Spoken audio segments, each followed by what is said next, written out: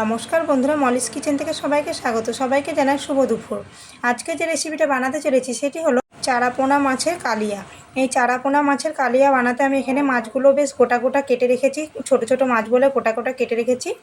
এরপর আমি মাছগুলোকে দিলাম লবণ আর হলুদ দিয়ে খুব সুন্দর করে মেখে রাখলাম। মেখে রেখে এবার দিয়ে দেবো কড়াইতে সর্ষের তেল। সর্ষের তেলটা গরম হলে মাছটাকে আমি ভেজে নেব।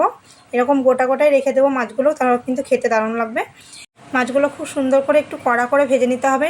খুব একটা নরম করে ভাজলে কিন্তু ভালো লাগবে না। সেই জন্য সবাই তো রুই মাছ কিংবা কাতলা মাছ এগুলোর কালিয়া বানিয়ে খায়। বড় বড় মাছের কালিয়া বানালে সেগুলো তো খেতে ভালো লাগেই, আর এরকম একটু চারাপোনা মাছের কালিয়া বানালেও কিন্তু খেতে দুর্দান্ত লাগে।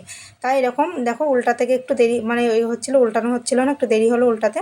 এবার আমি খুব সুন্দর করে ভেজে তুলে নেব মাছগুলোকে। এরপর আরও 2 পিস মাছ ছিল, সেই 2 পিস মাছও আমি ভেজে নেব। এরপর আমি এখানে একটা মশলা নিয়েছি। এখানে নিয়েছি আদা, জিরে, পেঁয়াজ, কাঁচা লঙ্কা, আর নিয়েছি 2টো বড় বড় টমেটো। টমেটোটা দিয়ে কিন্তু একটু মশলাটাকে গ্রেভিটা একটু বেশি করতে হবে, সেই জন্য জিরে কিন্তু অল্প দিয়েছি, আদাটাও কিন্তু খুব বেশি দিইনি। এবার আমার বাকি মাছগুলো ভাজা হয়ে গেল, এবারে তুলে নেব। তারপর ওই তেলের মধ্যে দিয়ে দেবো একটু কালো জিরে ফোড়নে।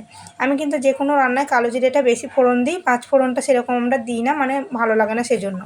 এরপরে দিয়ে দেবো বেটে রাখা মশলাটা দিয়ে খুব সুন্দর করে নেড়ে নেব। এই যে একটু বাটিটা ধুয়ে জলটা দিয়েছিলাম, মশলা ধোয়া জলটা দিয়েছি। তারপরে দেব স্বাদ মতো লবণ আর হলুদ। এখানে কিন্তু আমি লঙ্কার গুঁড়ো ব্যবহার করব না, কারণ কাঁচা লঙ্কায় দিয়েছি, আর লঙ্কার গুঁড়ো কিন্তু খাওয়া কিন্তু শরীরের পক্ষেও ভালো না, তাই না? পেটের পক্ষে কিন্তু একদমই ভালো না লঙ্কার গুঁড়োটা খাওয়া। যতটা পারবেন এই কাঁচা লঙ্কা দিয়ে খেতে চেষ্টা করবেন। দেখো, এবার মাছগুলো খুব সুন্দর ভেজে আমি রেখে দিয়েছি, আর এদিকে মশলাটা কষানো হচ্ছে।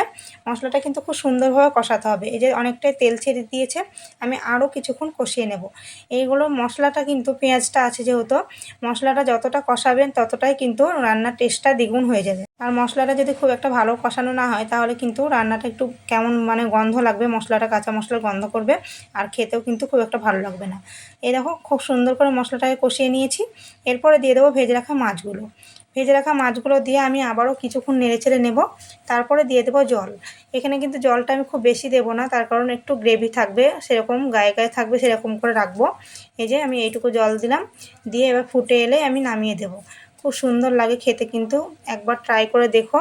এরকম চারাপোনা মাছের কালিয়া বানিয়ে খেতে খুবই সুন্দর লাগবে। সবাই তো খেয়েছে বড় বড় মাছের, একবার এরকম ছোট মাছের কালিয়া বানিয়ে খেয়ে দেখো, অসাধারণ লাগবে। এখানে চাইলে একটু টক দই দিতে পারো, আমি কিন্তু টক দইটা দিইনি। দেখো, আমার রান্নাটা পুরো কমপ্লিট হয়ে গেছে।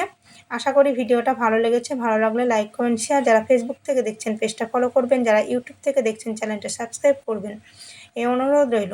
দেখো, দেখতে যেমন সুন্দর লাগছে, খেতে কিন্তু অসাধারণ হয়েছিল। দেখা হচ্ছে পরের ভিডিওতে। ভালো থাকবেন।